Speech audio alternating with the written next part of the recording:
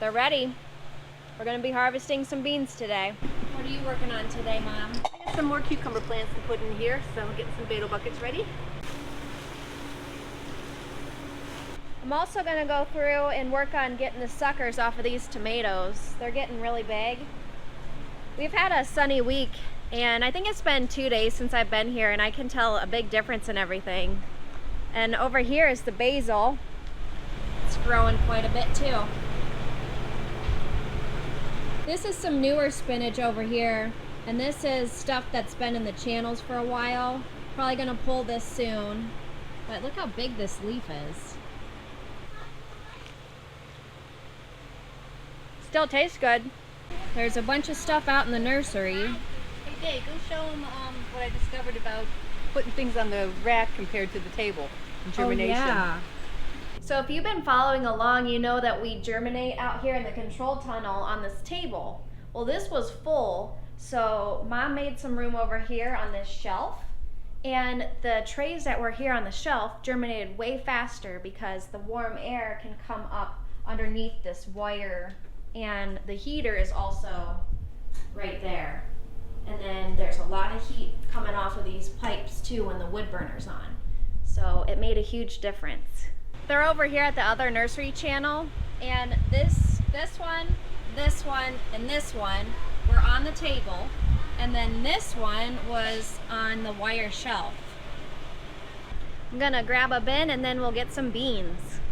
So all you do to harvest the beans is get some sanitized clippers and then just clip them off right at the top on the little stem. Just right there. There's still a few little ones like this one right here. I'll just pick these big ones and then we let the little ones go for another day or so and then come back through and get them.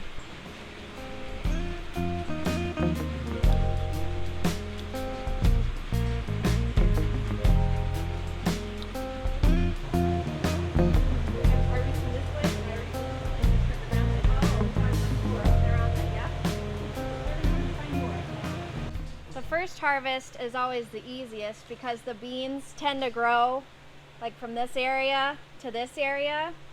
Once they get bigger, they'll put flowers up at the top, and then we have to get up and down the ladder to get them all. This one is huge.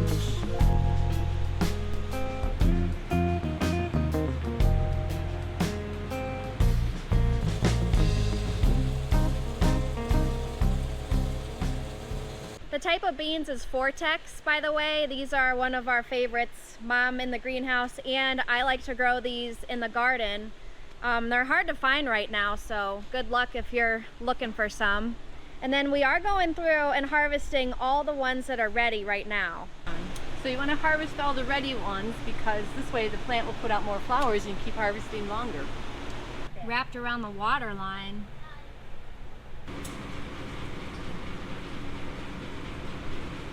But I hope we got them all, because you know what happens if we miss one. Next time we go to harvest, we find a big fat one with beans in it that we don't like. Ew, that's all like starchy. Yeah, and these nice thin ones are my favorite. Same, nice and sweet. Yep, favorite thing to eat. Nice and sweet, good snack.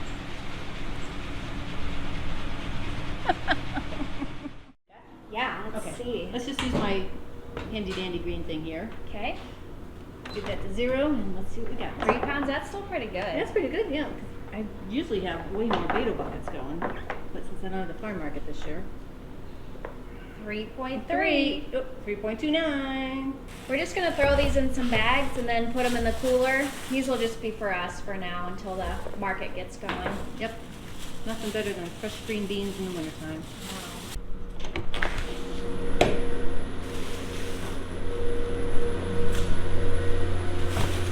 I got the clippers sanitized with some rubbing alcohol, so now we can go do the tomato suckers. So I usually just break off the suckers with my hand, just kind of snap them off, but sometimes there'll be a stubborn one, and that's when I'll use the clippers.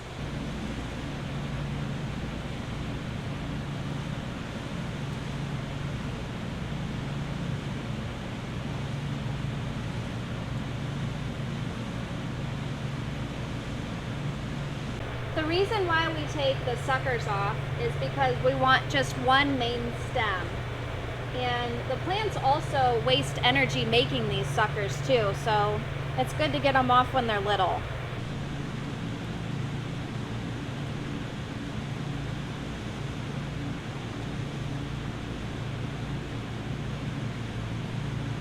Now here's one that I want to use the clippers on. It almost looks like it has a double top, but it's really big. So I'm going to cut this off, and then right next to it is a little flower cluster already. Now my hands smell like tomatoes. We have a lot of vine clips to do soon. The cauliflower and broccoli really shot up too with these sunny days.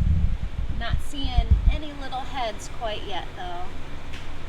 So you know it's supposed to go down to like 0 tonight? Yeah. And the inflation fans, because they pull the air in from the outside, that sometimes they freeze.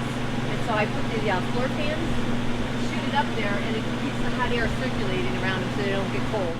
We've been talking about starting the flowers here soon, so I'm gonna check and see. Most of these are saying they'll be ready for transplanting at 12 weeks. Oh, this one's 8 weeks. We better do them. So my idea was to take these individual cells, I forget what these are called, you have to look it up, and take Oasis cubes, since we're doing this hydroponically, and breaking them up and putting an Oasis cube in each cell, so this way the plants, when they get bigger, they're not all going to get roots all mixed up. Thank you. You're welcome.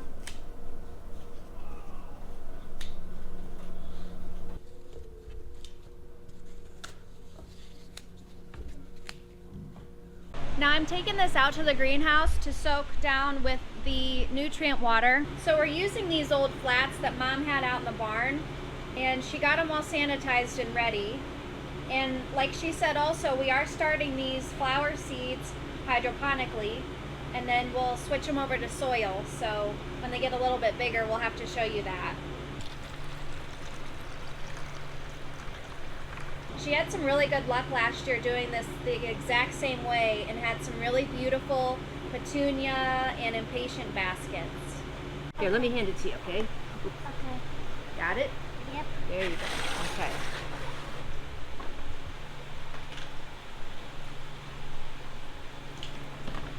I know these are lids, but they make good bottoms. So we are planting 400 flower seeds today, all different kinds, petunias, impatiens, we got some verbenas and some superbells. We just figured we need a lot for our baskets because we have 25 of these, and we're thinking 7 or 8 flowers per basket, plus all of our flower beds. Most of the seeds are pelleted, so we're just gonna put 1 seed into each cube. We're gonna start with some Misty Lilac petunia seeds. These are ones that I've done before, and they do really well in baskets. They cascade down over like a couple feet by the end of the season. And all these seeds are from Harris seed. I forgot how little these are, so I got the tweezers.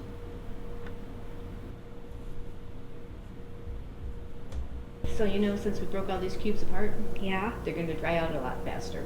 Oh yeah. Yeah, because it's not all in a pad together. And also because these trays are sitting up, as you can tell in this clear one, that they're sitting up a little bit, so we can put water in the bottom there, and it'll keep these nice and moist. So you got to make sure you water them good, and then when you go to carry them, make sure you don't spill the water. Yeah, that's what I would do. So I'm going to put the water in here. So the easiest way to do it, I'm going to take one of the cubes out and fill this up, because if I fill up over a cube, the seed's going to float out and disappear. And we are going to germinate on these wire racks definitely, since now Mom knows they work better. So these will probably be out, it said about a week or so for the flowers to germinate, and then they're all gonna go out into the nursery out here. We really don't use this one too much. You can see it doesn't have lights, but we'll get this all cleaned out, and then the flowers will be out here for a while before we'll have to put them into the baskets. The trays also will need the lids on too. I think all the packages said they need to germinate in a humid environment.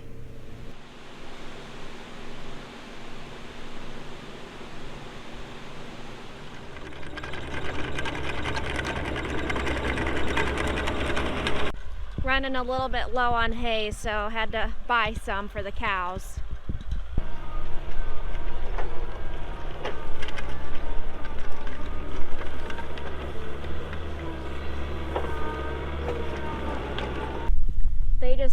them up from the back. Whenever they hear the skid steer, they know what's up. Usually Mom and Dad make enough hay for the cows for all winter, but what happened was they had to reseed the hay fields this spring, so first cutting was a little late.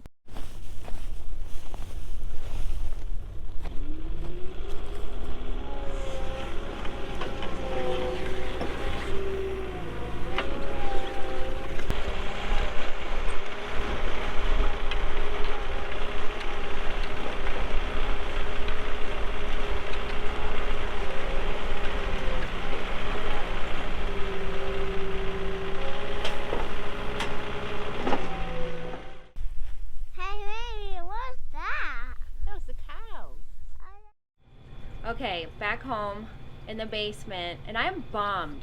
Look what I did to these bok choys. So last night I was looking at everything and I didn't put this emitter back in right, and it popped out and the water was just flowing down right here and just missing the whole channel. So the rock wool was totally dry. We'll see if they come back. Well, I'm gonna make some of those beans. Definitely don't need all of these. I'm usually the only one that eats them. And yeah, that's even too much. So I usually just cut off the stems, and they always have these little tails on the end. Some people cut these off, but they don't bother me, so I just leave them on. I think I'm gonna cut them in half because I have my little pan out.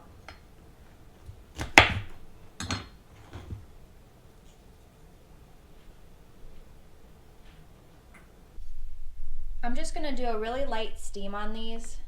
It's been about 2 minutes. I'm gonna go ahead and take them off.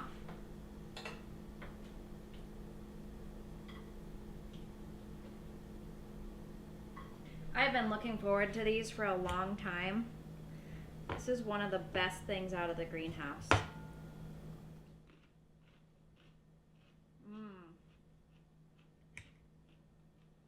These are so good. If I cook these a little bit more till they're mushy, then Bobby will eat them, but I like them crunchy like this. Alright guys, it's about time for me to go to bed, but I had to come down here and check on these. I'm pretty happy. I see a huge improvement. Most of the leaves are standing back up and they're not really wimpy anymore like they were, so I think they're gonna be okay. Looks like I'm gonna be checking on these more often, so I hope you guys enjoyed the video. If you have any questions, leave me a comment, and thanks for watching.